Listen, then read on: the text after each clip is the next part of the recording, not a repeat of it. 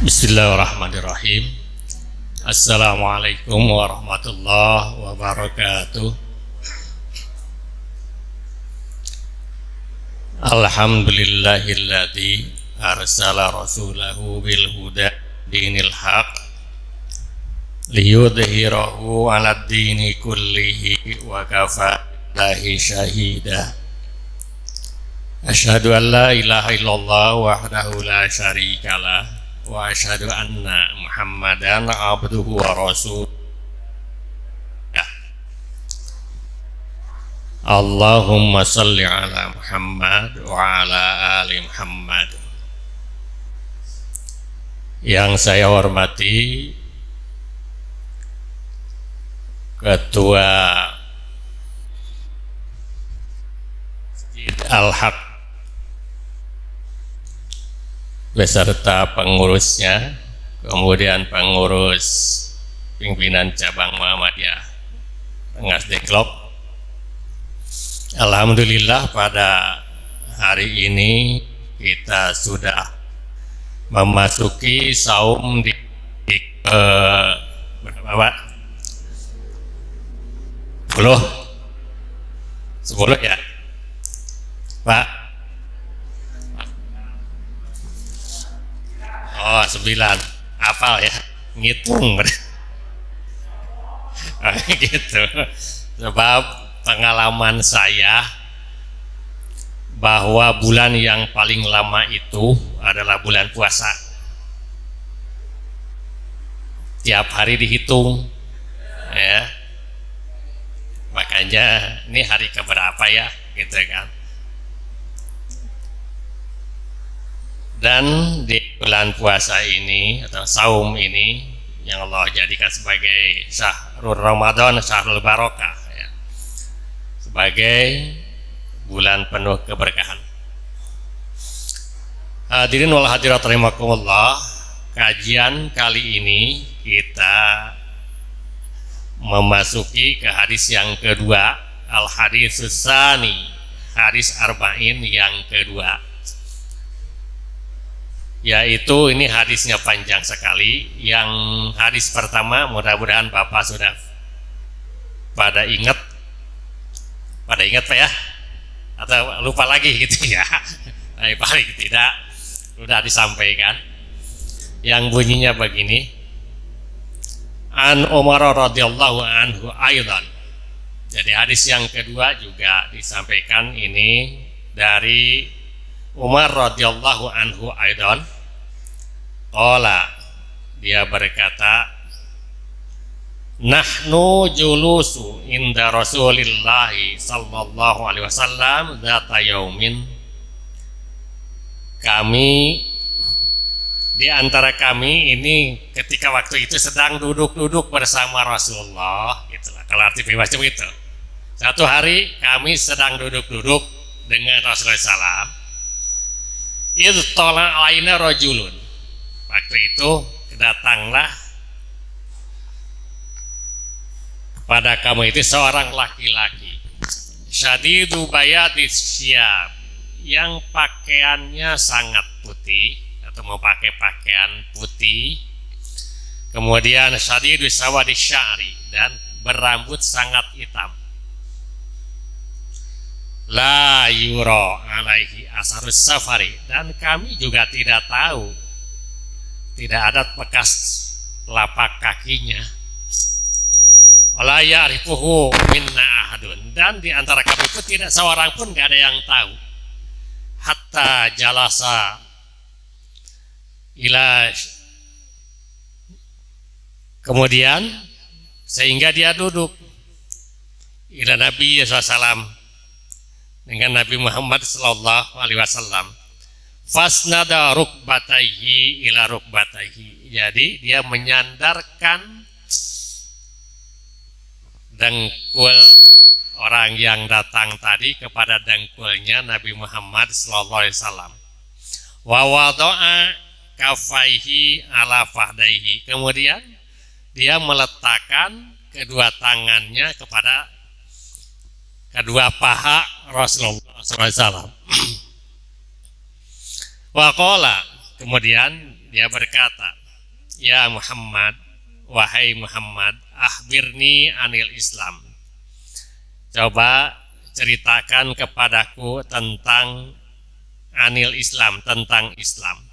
Faqala, maka Nabi Muhammad SAW menjawab, "Al-Islamu, Islam itu antashhada, yaitu bersyahadat, menyaksikan Allah ilaha illallah, tidak ada Tuhan melainkan Allah, wa anna Muhammadar Rasulullah, dan Nabi Muhammad itu Rasulullah, wa tuqimas shalah, kemudian melakukan atau melaksanakan salat, wa tu'tiyaz zakat, kemudian mengeluarkan zakat, wa tasawma ramadhana, dan puasa atau saum Ramadan, wa tahujjal baita, dan melaksanakan haji ke Baitullah in istata'ta ilaihi sabila, apabila mampu di perjalanannya.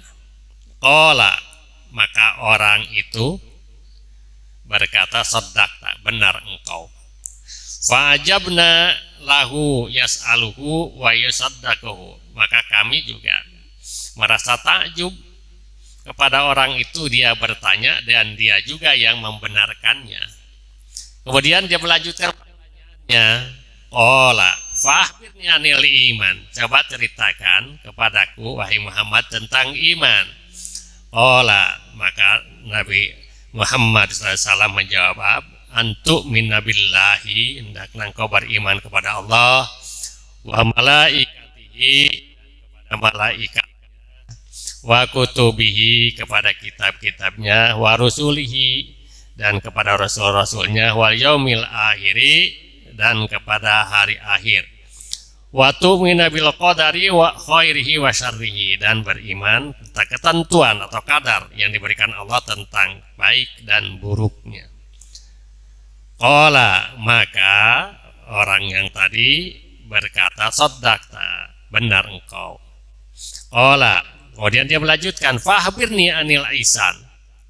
Ceritakan tentang kepadaku anil ihsan, tentang ihsan. Qala, maka Nabi Muhammad menjawab, "Anta mudallah." Hendaklah engkau menyembah Allah, beribadah kepada Allah, ka'annaka tarahu, seakan-akan engkau melihatnya. Fa illam takun tarahu, seandainya engkau tidak melihatnya, fa innahu yaraka, sesungguhnya Allah melihatmu. Qala fa akhbirni anis sa'ah, maka ceritakan juga tentang sa'ah, tentang hari kiamat. Maka Nabi Muhammad menjawab, qala mal mas'ul anha bi'a'lama minas sa'il. Orang yang bertanya tentang hari kiamat itu lebih mengetahui dari orang yang ditanya. Nah, itu dulu, sampai situ dulu ya, kita tunda. Ini ketika Rasul bersama sahabat sedang duduk-duduk, datang ada seseorang yang pakaiannya sangat putih dan berambut, bertanya kepada Rasul.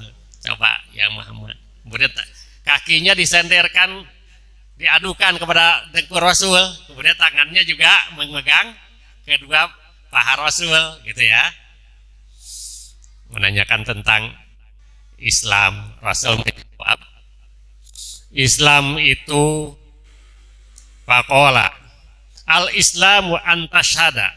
Islam itu adalah bersyahadat, membaca syahadat, menyaksikan Allah ilaha illallah, tidak ada Tuhan melainkan Allah, wa anna Muhammadar Rasulullah, dan Muhammad itu Rasulullah, wa tuqimas shalat wa atiyaz zakat. Ini intinya dalam hadis ini Rasul menjelaskan dari pertanyaan malaikat Jibril, ya, makanya kan di ujung, "Tahukah kamu siapa tadi yang bertanya?" "Ya Umar," kata Umar. "Saya nggak tahu ya Rasul, itu yang datang itu Jibril." Nah, bertanya tentang rukun Islam, rukun iman, dan ihsan. Nah, kesimpulannya dalam hadis ini, kalau dulu malaikat Jibril bisa menyerupakan kepada manusia, gitu ya, dan tidak pernah terjadi lagi kan? Zaman sekarang ada nggak malaikat datang kepada kumpulan pengajian dan menyerupakan, oh ini ada malaikat lah, ya kan, siapa itu? Nah, kenapa sih? Inilah keistimewaan pada zaman orang-orang zaman ini. Manusia pada waktu itu keikhlasannya sangat tinggi ya. Mereka totalitas. Di situ ada Abu Bakar, Umar, Utsman, Ali, semua sahabat banyak, dan mereka totalitas mengenai perkembangan atau perjuangan kepada Islam, sehingga Jibril ingin menguatkan supaya sejauh mana sih pemahaman mereka.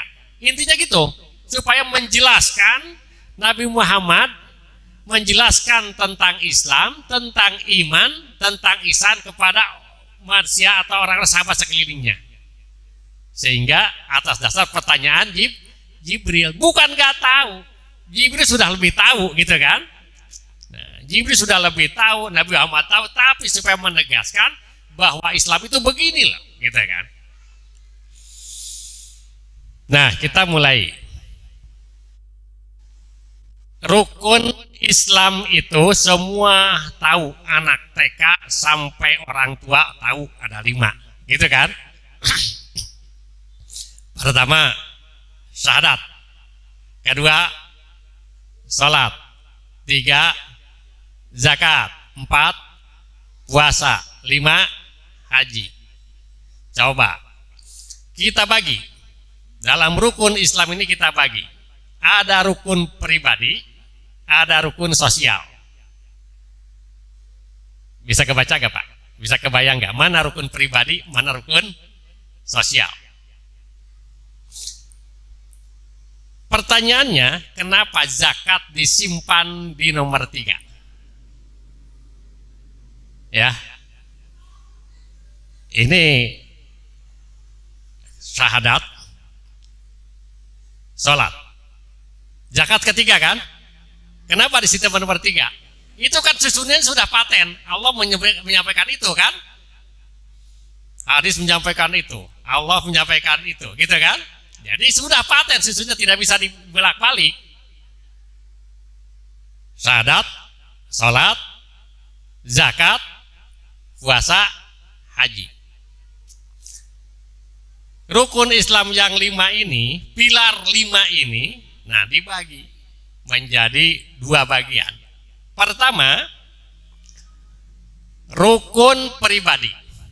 Rukun pribadi mana? Syahadat, salat. Syahadat buat siapa? Sendiri kan? Keimanan seseorang itu ditentukan dengan baca syahadatnya.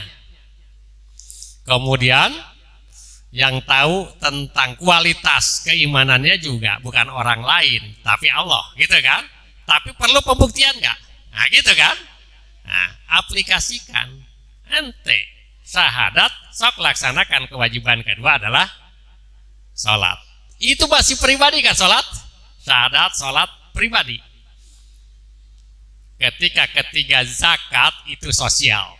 Bisa gak yang pribadi tadi 2, syahadat dan salat, mewarnai ke sosial, ke zakat? Berat Pak ya. Ketika bicara zakat kan berat.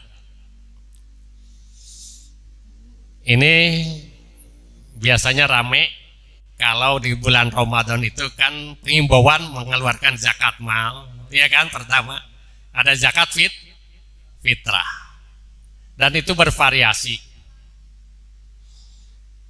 Zakat fitrah itu pensucian diri, itu setahun sekali, dan wajib bagi siapapun yang lahir di bulan Ramadan walaupun 5 menit atau 2 menit membayar zakat fitrah, gitu kan?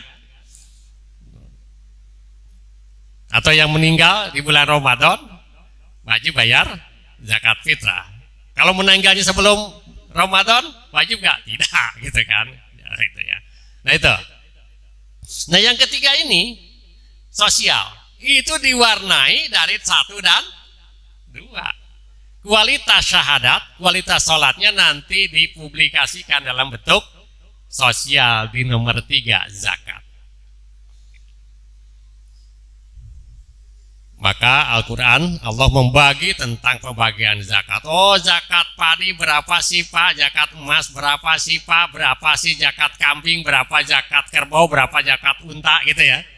Kan sudah. Pegawai ada Pak?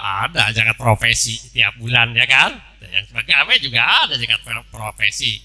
Potong 2,5% tiap bulan. Kan gitu loh. Ya. Kemudian Bapak punya kambing 40. Ya wayahnya 1 dong keluarin gitu kan. Punya sapi 7, ya 1 lah gitu kan. Yang ke-8-nya keluarkan 1 gitu kan. Kemudian punya emas 83 gram, keluarkan zakat emasnya 2,5%. Karena ini apa? Tadi bagaimana mengaplikasikan dari nomor 1 ke nomor kualitasnya di situ. Nah, keempat yaitu saum.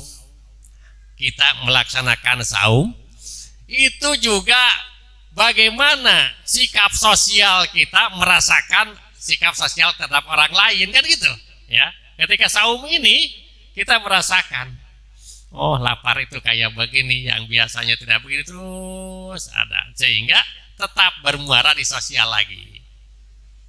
Dan itu pribadi, yang keempat itu. Saum itu kan pribadi. Ya, tidak tahu berapa puasa kita, dapatnya berapa. Makanya kalau di hadis qudsinya as-saumu li wa ana ajzi bihi. Saum itu untukku, wa ana ajzi bihi, dan akulah yang akan memberikan pahala. Kita main logika di sini.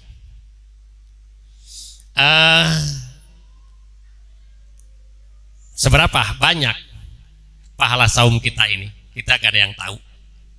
Karena Allah yang menilainya. Yang memberikannya cuma Allah.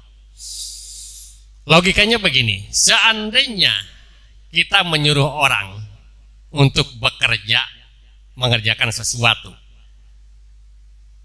Mau anak kita, tetangga kita, teman kita. Yang coba ini kerjakan sampai selesai, nanti saya bayar sehari 30.000. Dengan kalimat yang kerjakan ini sampai selesai, nanti saya bayar. Beda gak?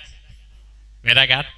Kalau kalimat pertama dia mau kerjanya jelek, bagus, wajib. Yang menjanjikan harus ngebayar 30.000, ya kan? Sehari. Tetapi ketika kalimat kedua, nanti saya bayar, yang mengerjakan pasti punya tanda tanya kan? Ini saya mau dibayar berapa ya? Kan gitulah. Pasti akan memelihara pekerjaannya itu dengan supaya pekerjaannya dinilai dan dibayar mahal. Nah, itulah puasa gitu kan? Makanya tidak dijelaskan seberapa kita banyak dapat pahala. Makanya di hadis lain mengatakan kam min shaimin laisa lahu kasyamin illa al-ju' atas. Banyak orang yang berpuasa tetapi tidak mendapatkan pahala, hanya lapar dan dahaga saja karena tidak memelihara tadi pekerjaan puasanya. Dalam hadis lain Rasul pernah melewat ke rombongan perempuan. Yang perempuan-perempuan itu sedang bergunjing, sedang bergosip gitu kan. Kemudian Rasul bertanya, wahai para perempuan, sedang apa kalian ini? Ya Rasul, kami sedang berpuasa. Bohong kamu, kata Rasul. Sedang berpuasa ya Rasul. Kamu bohong, kamu sedang makan daging busuk. Enggak ya Rasul, kamu sedang berpuasa. Coba kamu rogohkan telunjuk kamu, maka semua kerogohkan. Ternyata yang keluar daging-daging busuk, karena sedang menggunjing. Ayyakula lahma akhihi mayitan fakarihtumu. Kenapa kita kan? Dia sedang menggunjing mau makan bangkai saudaranya. Itu ya. Nah, kualitas inilah dalam berpuasa kita. Ini rukun Islam yang keempat ini ya. Ada dua versi ya kemarin yang puasa di hari Sabtu dan Minggu. Jadi ada saudara-saudara kita yang dari Nahdlatul Ulama mulainya di hari Minggu, yang Muhammadiyah di hari Sabtu, karena Muhammadiyah itu pakai hisab, ya pakai hisab. Jadi sudah ditentukan. Kemudian sekian derajat, hari ini sudah masuk, hilal sudah kelihatan, kayak di hari Jumat, hari Sabtunya puasa orang Muhammadiyah, ya tidak terpengaruh dengan ruyat, tidak, ya kan? Nah, kemudian di orang saudara kita yang dari NU beralasan begini, itulah keyakinan kita di situ. Yang berperan apa? Keyakinan kita. Kemudian muncul isu-isu baru, oh yang puasa begini. Bapak yang yakin yang mana? Itu aja dulu lah, ya. Jadi keyakinan Bapak, keyakinan kita yang kita pegang. Kalaupun salah, membawa Allah ampuni, dan yang membuat kesalahan menjadi penanggung dosanya, kan begitu, selesai ya. Nah, kalau kewajiban masyarakat itu ati Allah wa atiur Rasul wa ulil amri minkum, gitu kan? Ikutlah kepada Allah, taat kepada Allah, taat kepada Rasul dan pemimpin, gitu kan? Ketika pemimpin melakukan sesuatu, ikutin. Di atas itu juga ada ulama di mana-mana. Makanya lihat mana yang lebih diyakini, gitu kan? Ketika Muhammadiyah sudah punya keyakinan ini berdasarkan tarjihnya begini, ikutin sesuai dengan keyakinannya. Itu. Hadirin rahimakumullah. Yang kelimanya adalah haji. Ya. Mudah-mudahan tahun ini, saya belum dengar pengumuman, sekarang udah ada yang mau berangkatkan di tahun ini ya. Belum ada, biasanya sudah penentuan di bulan Ramadan itu kan. Ada tahu jadi tahun ini berangkat haji atau tidak kan, biasanya Menteri Agama memberikan. Ini saya belum dengar, barangkali sudah ada yang dengar gitu ya. Apa sekarang ada haji lagi atau enggak, itu belum tahu keputusannya ya. Nah, mudah-mudahan tahun ini saudara-saudara kita bisa berangkat untuk menunaikan ibadah haji, termasuk bapak-bapak sekalian, mudah-mudahan berangkat haji amin, walaupun baru haji amin, begitu ya. Iya, ada haji amin, kan saya bilang gitu, haji amin tadi, amin. Ada haji insya Allah. Haji insya Allah kalau bapak sudah daftar, ya kan, insya Allah berangkat haji, insya Allah kan, bapak sudah daftar haji, sudah mulai bayar cicilan. Kalau saya, alhamdulillah, gitu kan. Saya haji alhamdulillah sudah haji, begitu ya. Ya, haji amin, haji insya Allah, dan haji alhamdulillah, begitu ya. Bapak sekalian dan ibu sekalian, kalau begitu dalam konteks hadis ini menjelaskan tentang arkanuddin, tentang rukun agama, gitu ya. Pertama, penjelasan mengenai arkanuddin, rukun agama. Rukun agama itu ada 3, makanya 1 Islam, 2 iman, 3 ihsan. Nah, itu aja tuh. Jadi rukun agama 3, 1 Islam. Rukun Islam ada 5. Kedua iman. Rukun iman ada 6. Bukan ini iman ini nanti. Yang ketiga ihsan. Ihsan itu beribadahlah kalian kepada Allah seakan-akan ketika engkau beribadah seperti engkau melihat Allah. Kalau engkau tidak melihat Allah, Allah melihat kamu, supaya khusyuk, gitu ya, pengawasan, ya kan? Ihsan namanya, ya. Nah, keislaman kita dan keimanan kita, juga keihsanan kita melekat menjadi satu, menjadi rukun agama. Ketika selepas salah satunya, tidak lagi rukun agama, kita sama saja berislam tapi tidak beriman, gak mungkin, ya kan? Melaksanakan rukun iman pasti akan merasakan rukun Islamnya, walaupun sampai di mana. Ada 6 rukun yang kita kerjakan, makanya kan kalau rukun yang lain syahadat, sholat, Islam nih, syahadat, sholat, zakat, puasa. Ketika haji, manis tato'a ilahi sabila, kan itulah. Ada duitnya, tapi nggak sehat, wajib nggak? Yang kelima kan gitulah, ya ketika haji kan, punya uang, dia sudah nisab, nasib ada nisab juga, beda gak? Kalau nasib berarti dia punya nasib kuat, padahal gak nisab, bisa pergi haji, bisa Pak? Ya kira-kira gimana Pak? Oh saya belum nisab loh, tapi saya dapat nasib, tapi bisa pergi haji, banyak kan? Pergi jadi pekerja, jadi TKW, haji, berarti dia nasibnya bagus, padahal dia tidak mampu, belum bisa gitu kan, tapi karena nasibnya bagus. Ada yang nisab tapi tidak nasib, kaya, sudah mampu segala macam, tapi tidak punya kemampuan karena kesehatan, padahal sudah punya biaya. Makanya manis tato'a ilai sabila, oh ada biaya, ada kemampuan, ada sehat, tapi tidak aman, kan gitu. Karena ada corona, karena ada perang dan sebagainya, berarti tidak istato'a, tidak diberi kemampuan, tidak diperbolehkan, gitu. Itu yang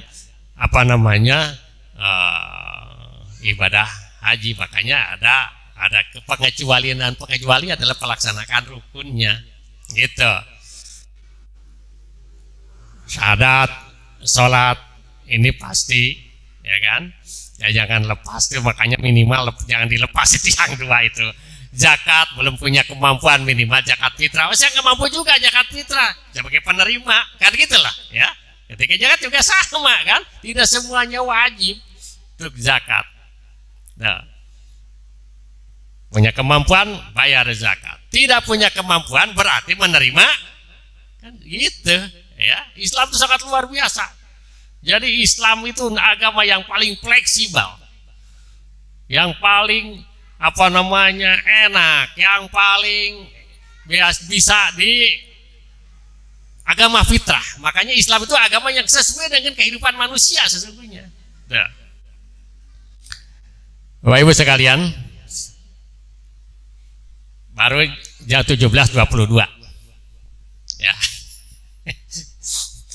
Kemudian itu rukun Islam. Kedua rukun imannya nih. Qala fahbirni anil iman. Qala antu minabillahi wa malaikati. Pertama, kamu harus beriman kepada Allah.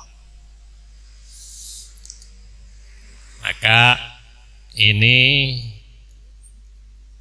ada kehebatan baca syahadat itu kehebatan luar biasa. Orang kafir selama 70 tahun dari lahir ibunya kafir, semuanya kafir. Berikan keimanan, berikan hidayah oleh Allah, baca syahadat, semua hapus dosanya, ya kan? Kawalatu mubar seperti baru lahir, baru bayi seperti baru lahir. Padahal udah usia 70 baru masuk Islam, kan itulah. Mati masuk surga. Karena dia bersih. Itulah kehebatannya. Baca syahadat. Muncul berkembang di mana-mana pemahaman. Sekarang kan Bapak barangkali banyak, oh itu bid'ah, itulah bid'ah, segala macam banyak ya. Ya. Yang saya tidak ngerti malahan begini. Ini terlepas suka tidak suka, tetapi jangan dibawa sampai sejauh itu. Gara-gara orang ikut rajaban, melaksanakan rajaban lah. Oh bid'ah itu dolalah, dolalah itu finar. Dia bid'ah mas, dolalah itu pasti finar, masuk neraka. Gara-gara ikut rajaban kok jadi masuk neraka. Itu yang harus dilogikan, Kak. Logikakan dulu itu. Orang kafir seumur hidupnya tiba-tiba dia baca syahadat masuk surga. Ini orang seumur hidupnya Islam gara-gara ikut rajaban jadi masuk neraka. Logikakan di situ. Jangan dibawa sejauh itu, gitu kan?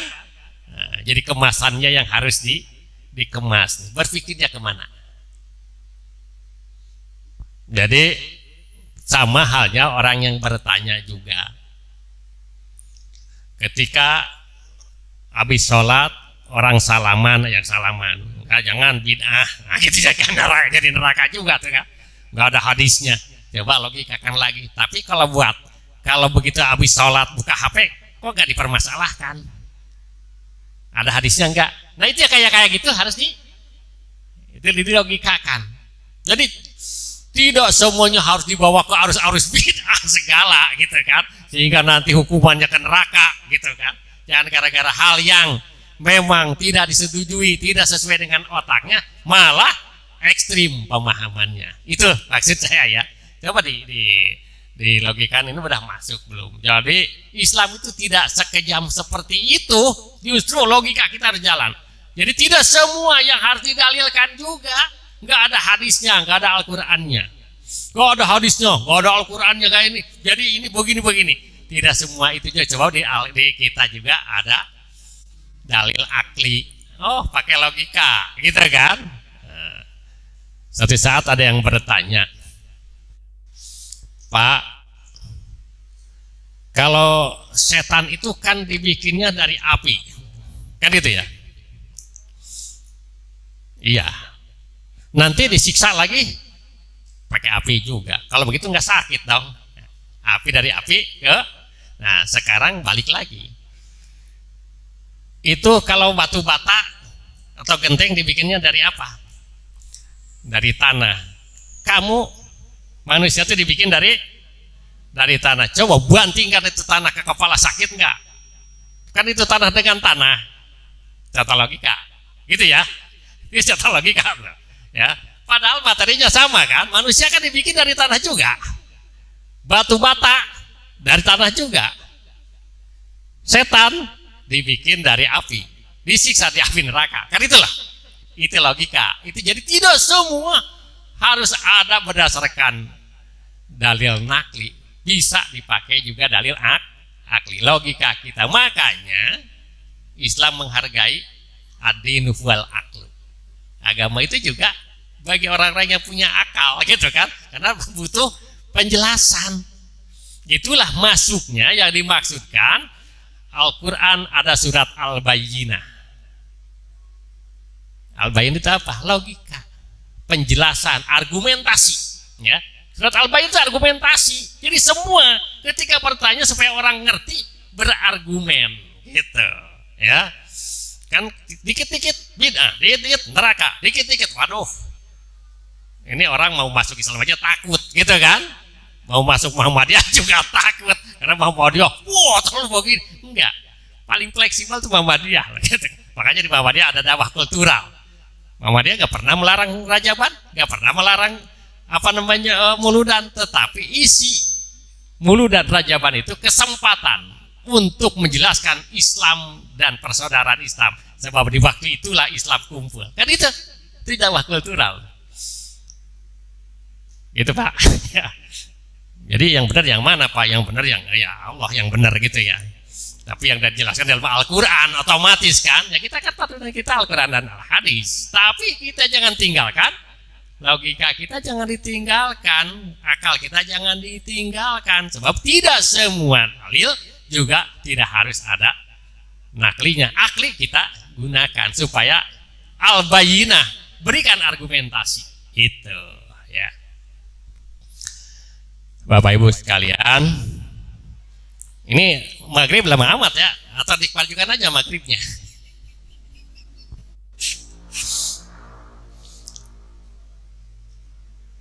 Antum minabillahi wa malaikati, dan para malaikatnya, iman kepada Allah dan para malaikat itu banyak. Yang 10 itu adalah malaikat-malaikat pemimpinnya, bos, the big boss of angels lah gitu ya. Dan yang 10 dipimpin lagi oleh malaikat Jibril gitu ya. Ribuan malaikat itu ya. Jumlah malaikat itu ribuan, banyak. Pertanyaan Pak, seandainya kita masuk surga, mau kan Pak ya masuk surga? Syaratnya Kalau masuk surga syaratnya salah satunya mati dulu gitu kan. Nah, seandainya kita masuk surga, kira-kira malaikat nanti yang melayani senang melayani kita orang kampung atau orang kota, Pak? Kira-kira yang mana, Pak? Oh, saya senang melayani. Kalau nanti di surga kan dilayani malaikat semua kan? Mala ainun ra'at wala udhunun sami'at. Kan gitu. Sebelum apa yang kita lihat, sebelum itu ada di hati, langsung ada kok. Itu malaikat semua yang mengerjakan pelayannya. Kira-kira malaikat senang melayani siapa, Pak? Berarti orang kampung pasti. Orang kampung kan macam-macam keinginannya. Paling buka dengan pepes peda, dengan sambal dengan jengkol, kan gitulah. Tapi orang kota maunya segala macam, kan gitulah ya. Nah, itu wa malaikatihi. Nah, makanya yang kita dikasih tahu yang 10 minimal tahu. Pertama Jibril, anak kecil tahulah ya, sebagai malaikat. Jadi pimpinan seluruh malaikat itu adalah malaikat Jibril. Ada 10 malaikat sebagai pimpinan-pimpinan malaikat, dan yang 10 itu juga di bawah kekuasaan Jibril. Dalam hadis lain dikatakan sayap Jibril itu ada 600. Kalau 2 sayapnya aja dibentangkan, 2 sayapnya dibentangkan, maka antara masyrik dan maghrib. Gitu. Lepas tadi kan datang lagi, kan gitu pertanyaannya pasti. Lah tadi malaikat Jibril kok datang kepada Rasul dengan para sahabatnya? Itu dia dalam bentuk manusia, menyerupakan dalam bentuk manusia. Karena malaikat kan bisa jadi apa saja, gitu kan. Nah, kita nggak bisa jadi malaikat, tapi malaikat bisa jadi apa saja, kan gitu loh, ya. Dan juga kenapa tadi saya katakan kesuciannya juga sudah terjaga mereka itu, ya kan. Makanya dalam perang kan ada malaikat yang dibantu malaikat, ya. Kenapa? Karena memang keikhlasannya sangat tinggi, gitu. Wa malaikati wa kutubihi, dan kitab-kitabnya. Yang wajib kan kitab yang kita wajib ketahui, ada kitab Zabur, Taurat, Zabur, Injil, dan Al-Quran. Itu yang wajib kita ketahui, gitu kan? Padahal banyak kitab lagi yang lain, seperti kan Nabi Daud kan diturunkan tadi Taurat, ya, Nabi Sulaiman. Kemudian ada yang Nabi Ibrahim kan suhuf Ibrahim, gitu kan? Ada kitab-kitab berdua, suhuf itu berapa lembaran-lembaran saja, ya. Dan itu yang penting yang 4 ini, itulah keistimewaan Islam. Orang Islam mengakui tentang kitab-kitab yang lain, gitu kan? Makanya dianggap masuk ke dalam rukun iman, gitu. Wa kutubi wa rusulihi, dan rasul-rasulnya. Kalau rasul itu 25, itu wajib diketahui. Tapi nabinya banyak. Intinya setiap rasul pasti nabi, gitu logikanya ya. Setiap rasul itu pasti nabi, tapi tidak setiap nabi menjadi rasul, gitu ya. Setiap rasul itu pasti nabi. Setiap nabi itu tidak harus jadi rasul. Kenapa? Disinilah perbedaannya. Dalam definisinya, rasul adalah seorang laki-laki yang diberikan wahyu oleh Allah dan wajib untuk menyebarkan ke umatnya. Tapi kalau nabi, seorang laki-laki yang diberi wahyu tetapi tidak wajib untuk menyebarkan kepada kaumnya atau kepada umatnya. Itu aja bedanya, ya. Makanya yang 25, Adam kok masuk di dalam Rasul, padahal umat udah ada umatnya, anaknya itu umatnya juga, gitu kan. Keturunannya berikutnya umatnya juga, dan usianya juga. Makanya nabi-nabi dulu kan lama usianya. Nabi Adam aja 1000 tahun kan usianya. Bapak mau 1000 tahun, Pak? Kasih usia 1000 tahun, tapi kaya. Ya kan? Mau kasih usia 1000 tahun, mau kaya, tapi gitu kan? Istri 4. Mau pastikan tuh. 1000 tahun usia tapi miskin seumur hidup.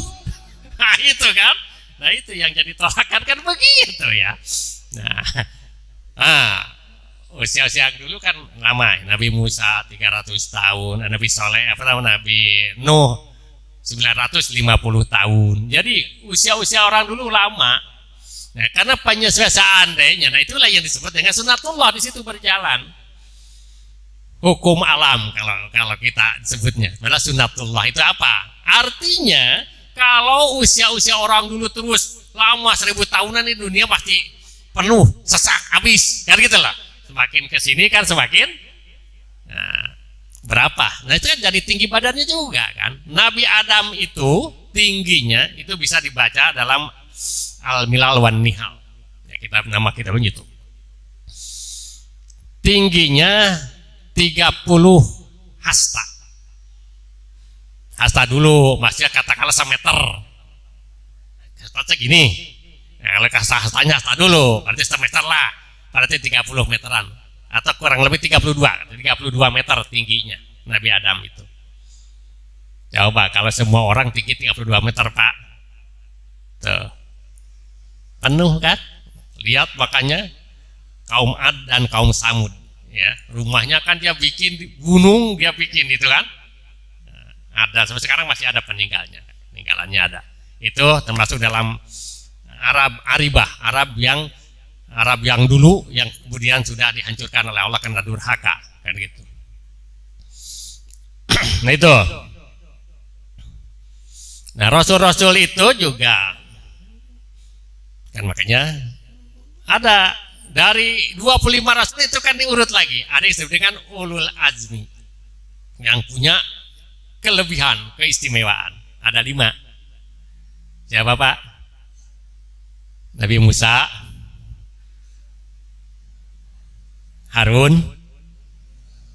Ibrahim, siapa lagi tadi? Nuh dan Muhammad sallallahu. Nah itu ulul azmi. Jadi dari 25 rasul tadi kemudian Allah berikan keistimewaan, kelebihan dari yang lain, yaitu adanya di ulul azmi.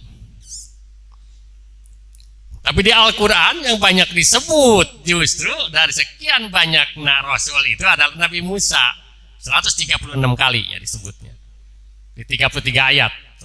Kenapa? Karena memang banyak peristiwa-peristiwa yang berkaitan dengan Nabi Musa. Tapi semuanya juga bermuara ke siapa? Ke Rasulullah Sallallahu Alaihi Wasallam ujungnya, gitu ya. Nah ini.